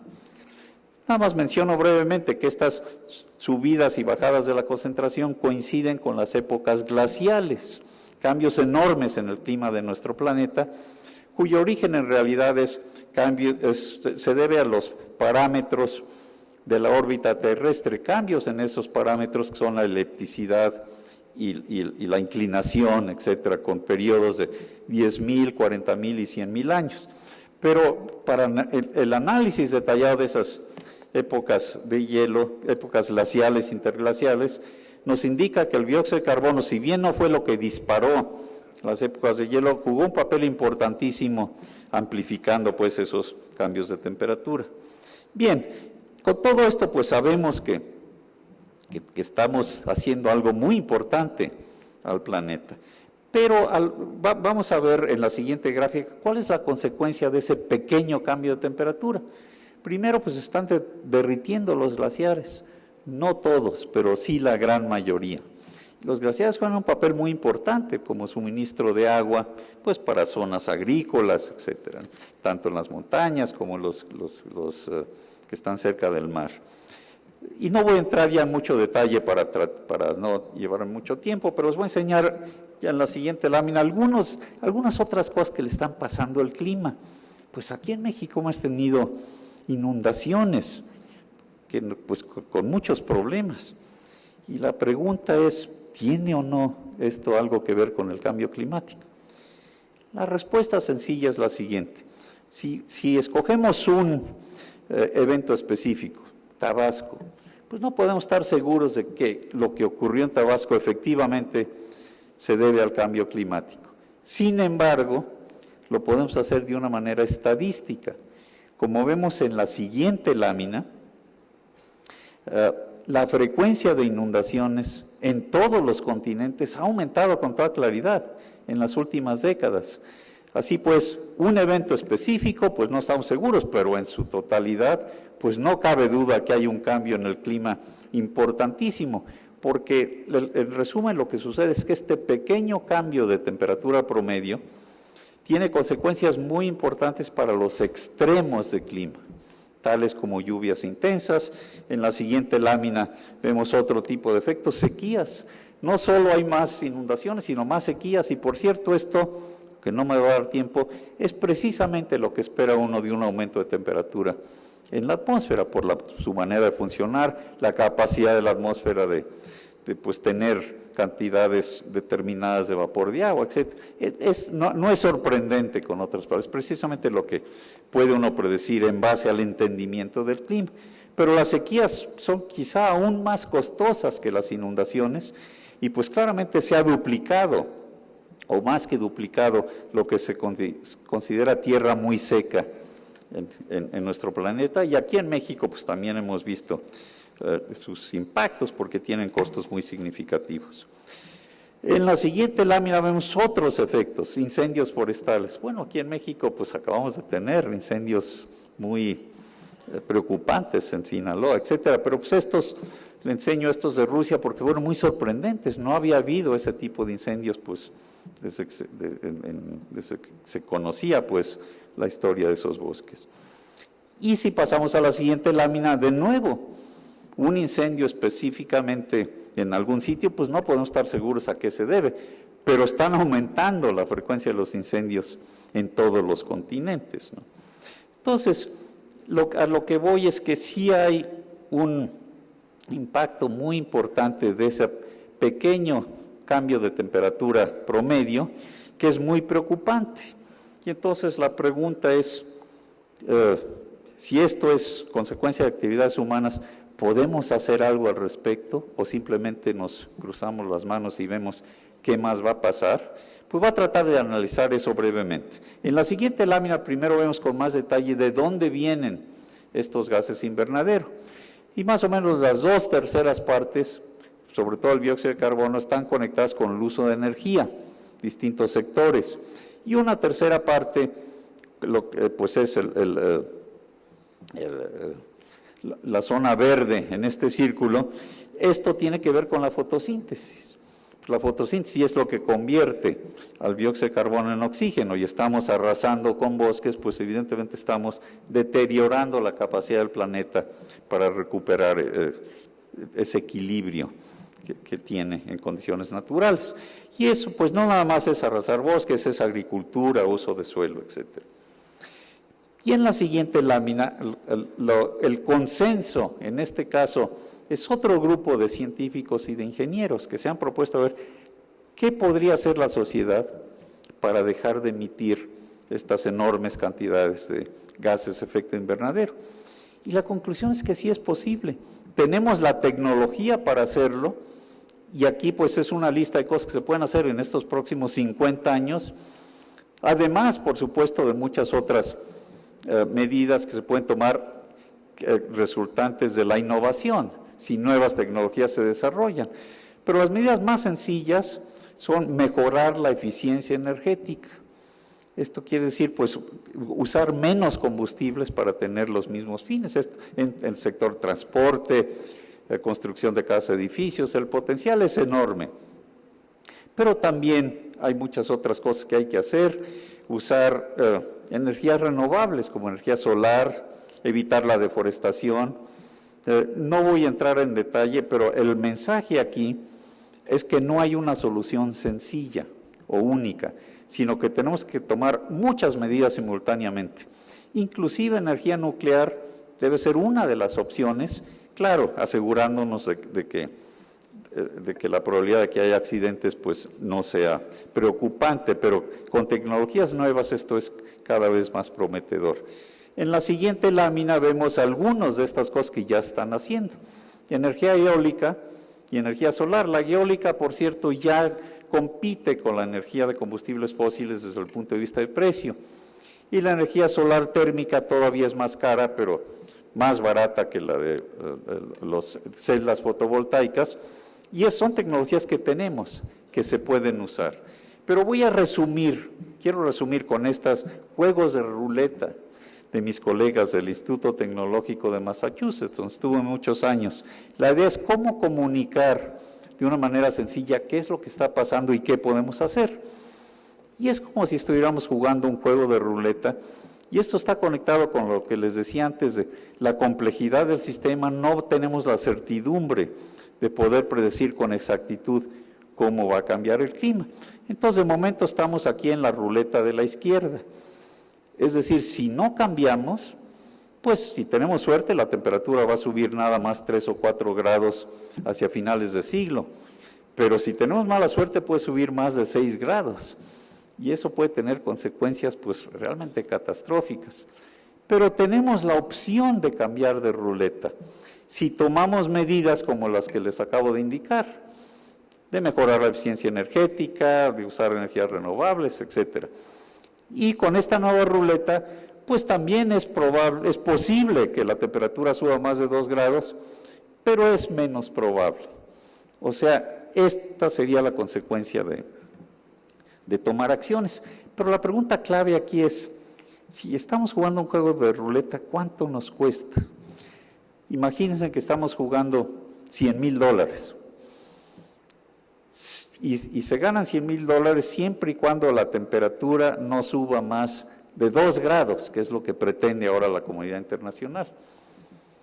Y les pregunto, de esos $100,000, ¿cuánto estarían dispuestos a darme si les cambio de ruleta? Pues con la ruleta de la derecha tienen bastante mejor chance de ganar, ¿no? Y la pregunta, pues traducida al impacto global, es cuánto le cuesta a la sociedad.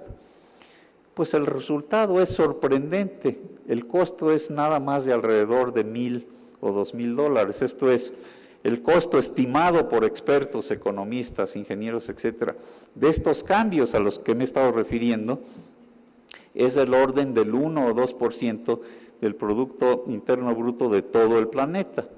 Claramente un costo muy inferior al de los impactos como inundaciones y incendios, sequías, etcétera, ¿no? Entonces, pues la conclusión de esto es que si es tan barato resolver el problema, ¿por qué no lo estamos haciendo? Y la respuesta es que pues es muy difícil poner de acuerdo a la sociedad internacional. Vamos a pasar a la siguiente lámina. Aquí nada más, ya para mencionar muy brevemente, que nos preocupa que si la temperatura sube más de 2 grados, si subiera 3 o 4 grados, podríamos disparar cambios prácticamente irreversibles en cuestión de muchos milenios, que podrían tener consecuencias pues devastadoras. Por ejemplo, pues que se seque el Amazonas. Ya está derritiéndose el Ártico, eso quizá ya no lo vamos a poder evitar, pero hay muchos otros cambios potenciales muy preocupantes de los que no estamos seguros, pero de nuevo, desde el punto de vista de costo y riesgo, pues la decisión que tiene que tomar la sociedad es si vale la pena tomar ese riesgo o si podemos darnos el lujo, digamos, de pagar por cambiar de ruleta y de esa manera, pues, disminuir muy drásticamente el riesgo. Resumiendo, pues, lo que habría que hacer es un acuerdo internacional que le ponga un precio a las emisiones de carbono, de tal manera que esas acciones necesarias para cambiar nuestras actividades resulten más redituables. Ese ya es el caso en las mejoras de eficiencia energética. Ya vale la pena hacerlas con o sin cambio climático porque pues nos sale más barato. Pero otras como capturar y almacenar el dióxido de carbono sí cuesta, pero tomando pues medidas internacionales se podría hacer. Por supuesto hay que hacer más investigación y cooperación internacional indispensable y colaboración entre los países en desarrollo y países desarrollados.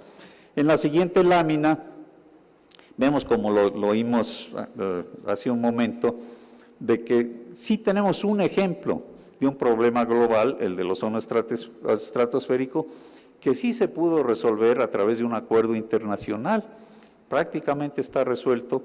El ozono todavía no se recupera porque los compuestos que emitieron en el siglo pasado, todavía una buena parte sigue en la atmósfera, pero sabemos que es un proceso que ya está funcionando. Sí es posible, pero es mucho más difícil hacer acuerdos conectados con combustibles fósiles que con estos compuestos industriales que son los que se usaban en refrigeradores y en latas de aerosol, etcétera, y que pudieron ser sustituidos por otros compuestos similares, pero que no afectan al ozono. En la siguiente lámina, que ya es la última, quiero terminar aquí, pues, con el siguiente resumen de lo que estamos viendo. Aquí lo que tenemos es otra gráfica que se dispara, es la población mundial. Tenemos ya pues más de 6.000 millones de habitantes en nuestro planeta, pero es un fenómeno relativamente reciente. La revolución verde, la agricultura, etcétera, es lo que hizo posible pues este enorme aumento en la población. Pero conectándolo con el cambio climático, pues aproximadamente la cuarta o la quinta parte de esta población es la responsable en su mayoría de los cambios en la composición química del planeta. Son los países desarrollados, sobre todo, los que han pues usado combustibles fósiles, aunque ahora países como China pues ya están contribuyendo de una manera muy, muy importante también. Pero de todas maneras, la parte de la población que está contaminando es relativamente pequeña.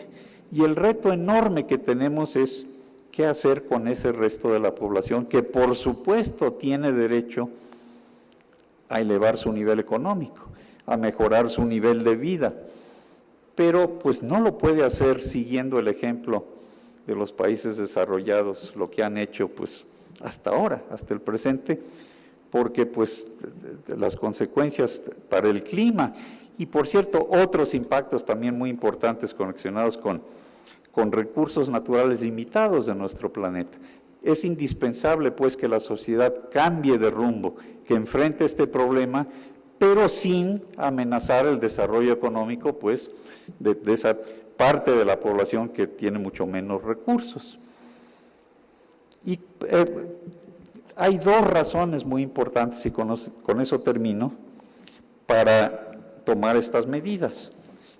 La primera es a la que me he estado refiriendo y es la conectada con los estudios económicos. Esto es, le sale más barato a la sociedad, mucho más barato, tomar las medidas necesarias para reducir emisiones que arriesgarse a que haya cambios pues, que afecten su economía de una manera tan grave. Y una segunda razón para hacer esto, que como quizá ya oyeron las palabras muy favorables a mí, del señor rector y del director de la Facultad de Ciencias Químicas. Yo he estipulado que para decidir, que la sociedad decida qué hacer, ya no es una cuestión de la ciencia como científico, sino es una cuestión que tiene que decidir la sociedad, y no solamente desde el punto de vista económico, sino desde el punto de vista ético. Nuestra generación pues tiene la responsabilidad de dejarle a las generaciones futuras un entorno, un planeta en el que tengan pues también la posibilidad de aumentar el nivel económico, de aumentar su nivel de vida, y no un entorno en que esto sea mucho más difícil.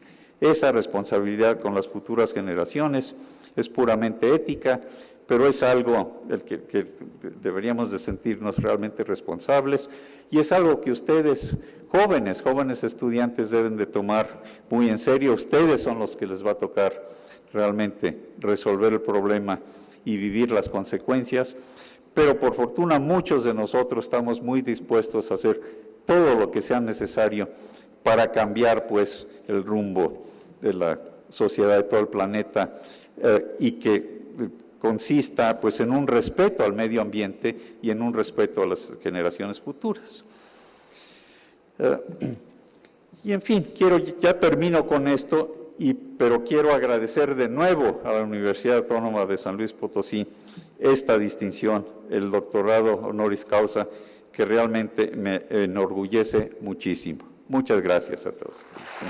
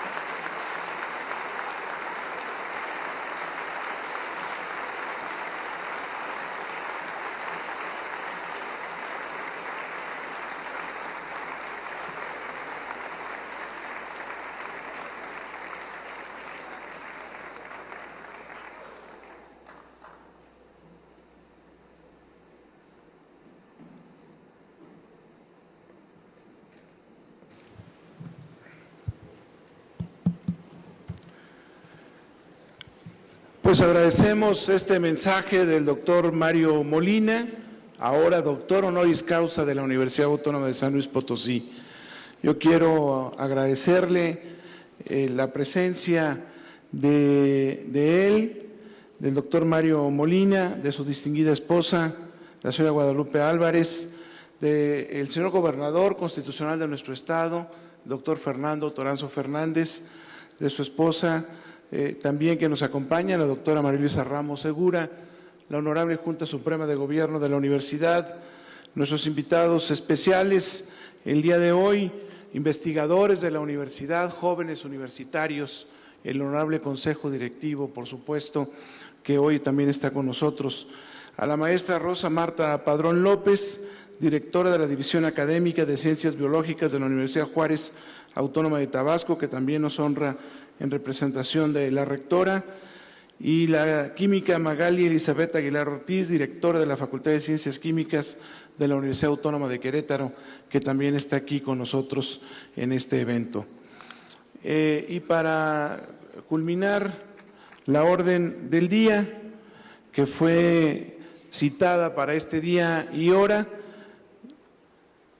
declaramos agotada la sesión extraordinaria del Honorable Consejo Directivo Universitario, que fue citada para entregar el reconocimiento del grado de doctor honoris causa al doctor Mario Molina. Muchas gracias a todos por su atención. Se declara agotada la sesión. Pido a los presentes nuevamente se pongan de pie para entonar el himno universitario.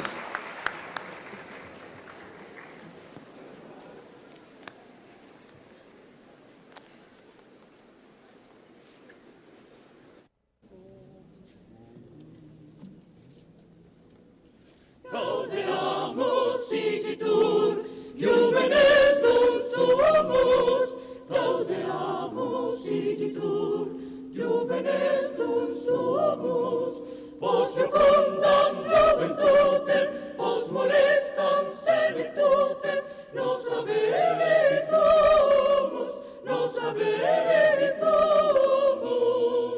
ubi sunt qui ante nos, inmundo fuere, ubi sunt qui ante nos, inmundo fuere, aderas ad inferos, transeas ad superos, osi vis videre, vivat academia, vivat professores, vivat academia, vivat professores, vivat membrum qualibet, vivat membrum qualibet, sempre sibi flore, sempre sibi flore.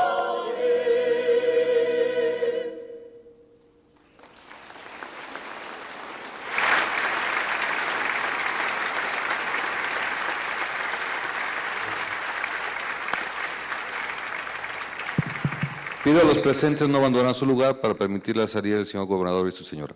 Por favor.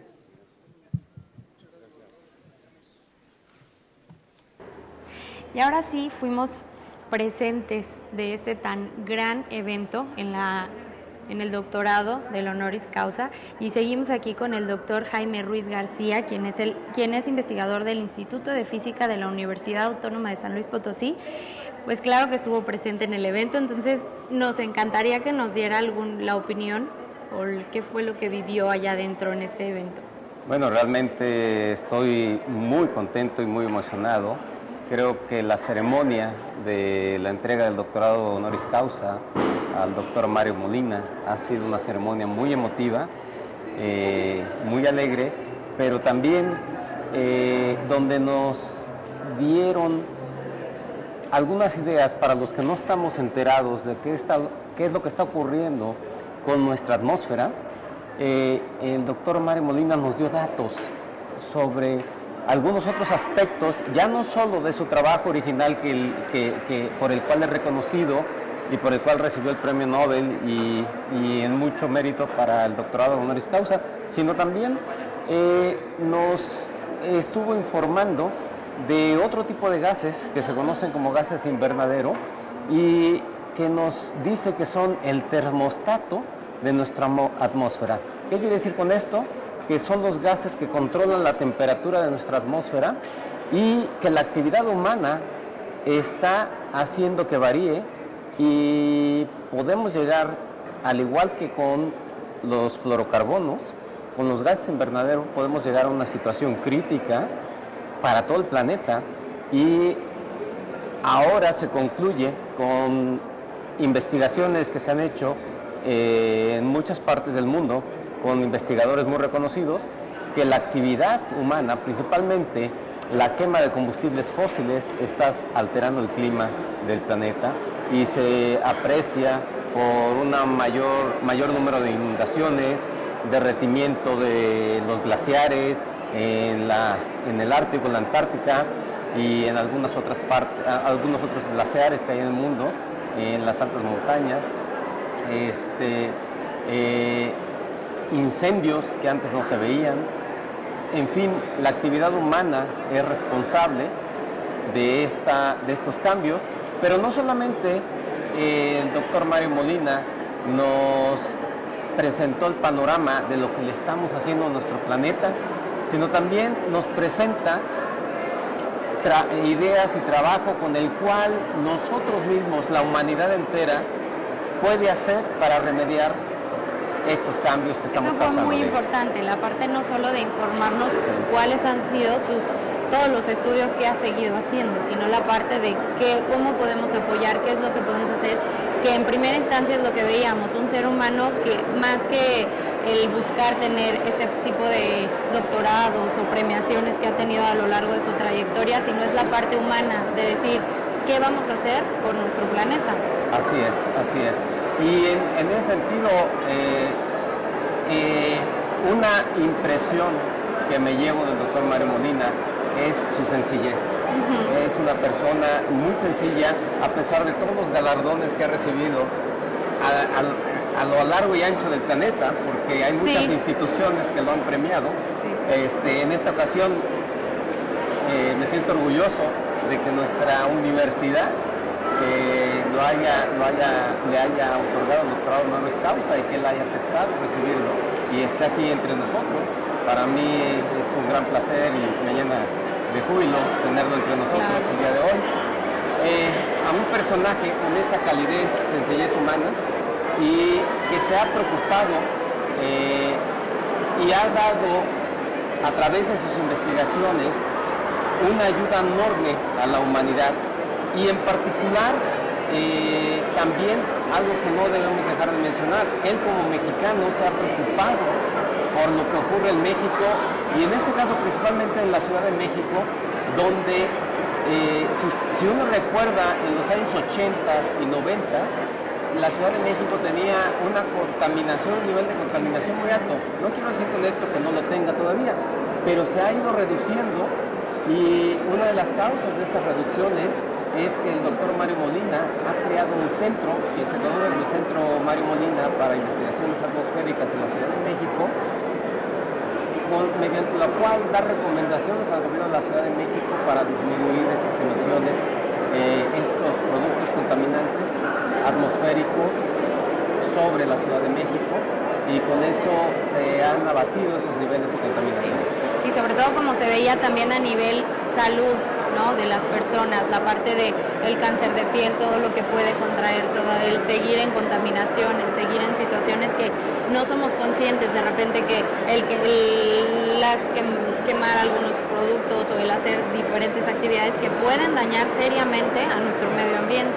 Claro, ahí nos falta a nosotros como científicos una tarea importante que cumplir ante la sociedad y es nuestra tarea de difusión de nuestros hallazgos científicos. En este caso hablo en plural, en particular es esta parte que tú comentas, porque uno va a las playas o va a las albercas y ve a la gente que se asolea por horas y por horas y por horas y no sabe el daño que se está haciendo realmente, ¿verdad? Entonces, que se diga, ¿no? De repente se ha difundido, pero se necesita más. Debemos hacer una mayor difusión y concientizar a la gente de los riesgos que está tomando.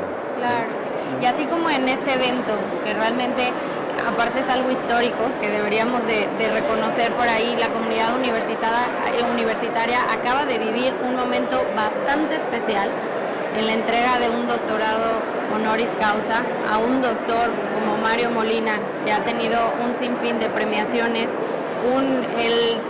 uno de los 3 mexicanos que ha tenido el premio Nobel. Entonces, de verdad es de estar llenos de emoción, de alegría por reconocer que esto se está viviendo en San Luis Potosí. Sí. Y yo creo que la comunidad universitaria lo ha reconocido porque uno pudo entrar a ese auditorio que es bastante grande y verlo repleto, con gente incluso parada en los pasillos. Es increíble, ¿no?, que cómo la comunidad universitaria respondió al llamado para estar presentes en este evento que realmente nos llena de orgullo como universitarios. Claro, y sobre todo también recibir la ponencia del doctor Mario Molina, que por ahí algunos solamente se esperaban el doctorado y se acabó. Y recibir esta información de una persona tan estudiada, con una trayectoria tan impresionante, también es la parte de reconocer que de verdad es un evento bastante enriquecedor para cualquier persona que lo esté viendo. No, y sobre todo que la forma en que presentó los datos científicos lo presentó de una manera sencilla que yo creo que cualquier persona no versada en la ciencia o en los datos científicos pudo seguir con mucha facilidad. Claro, si alguien por ahí en casita puso a sus hijos a ver esta transmisión, seguramente hasta ellos, los chiquitines de primaria, podrán tener esa capacidad para entender qué es lo que estábamos hablando y sobre todo la conciencia de qué es lo que está pasando y qué es lo que podemos hacer nosotros para mejorarlo.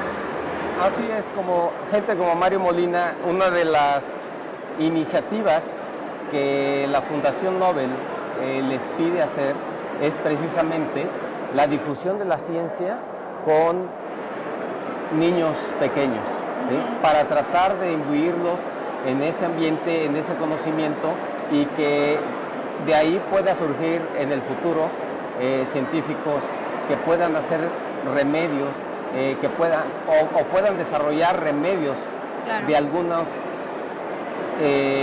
grandes problemas que aquejan a la humanidad, ¿no? No solamente en medio ambiente, en medicina, en desarrollos tecnológicos, en todo lo que está la ciencia, ¿no? Sobre todo porque los niños son muy sensibles, ¿no? Ante este tema del ambiente, de cuidar el agua, cuidar que no contaminemos.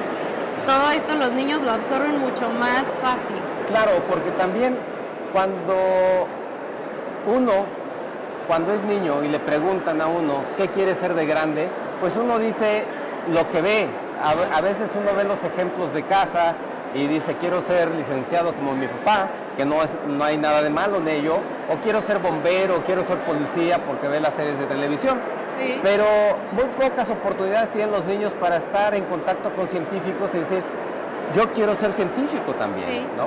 Y entonces la idea de tener gente como Mario Molina y muchas otras gentes galardonadas en contacto con niños pequeños es precisamente para que vean que hay muchas posibilidades cuando ellos sean grandes de hacer cosas importantes. El encontrar niños que nos digan yo quiero ser investigador. Así es. Ese es el objetivo también de este tipo de eventos.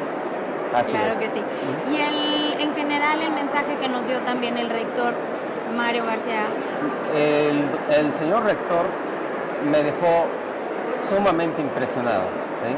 Dio un mensaje excelente no solamente de la trayectoria científica del doctor Mario Molina, habló algunos detalles sobresalientes, puntuales, de lo que ha hecho el doctor Mario Molina. Claro, como él mismo lo dijo, no soy químico y a veces le costaban trabajo las palabras como fluorocarbons, los términos, pero creo que el discurso del señor rector fue muy emotivo también y sobre todo muy centrado en lo que es.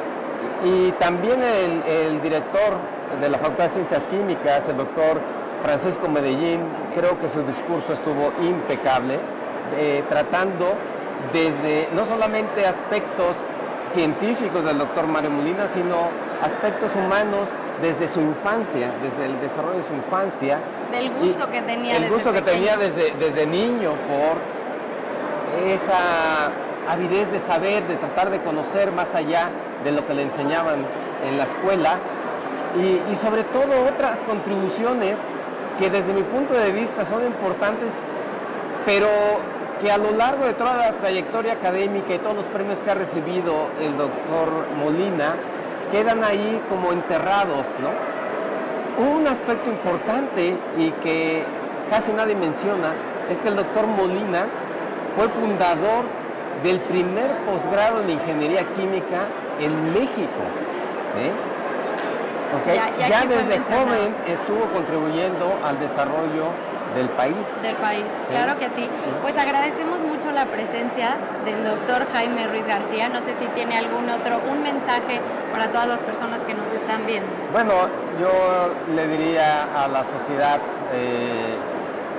en general de San Luis Potosí, ¿verdad? Que en la Universidad Autónoma de San Luis Potosí tienen un grupo excelente de investigadores y de ese grupo, que es una totalidad de alrededor de 300 investigadores dentro de la universidad ya, hay un grupo que también se dedica a la parte ambiental, que está relacionado con el trabajo del doctor Molina, por el cual tuvimos este acontecimiento. Claro, y hoy tuvimos un poco de acercamiento a todos esos personajes que forman parte de la comunidad universitaria. Pues agradecemos nuevamente su presencia. Muchas gracias, Maya, muchísimas gracias. Nos empezamos a despedir desde el Centro Cultural Universitario Bicentenario, como saben, en un evento especial de la Universidad Autónoma de San Luis Potosí, en la entrega de este doctorado honoris causa al doctor Mario Molina. Me despido de todos ustedes, yo soy Mayra de la Garza y espero verlos muy pronto.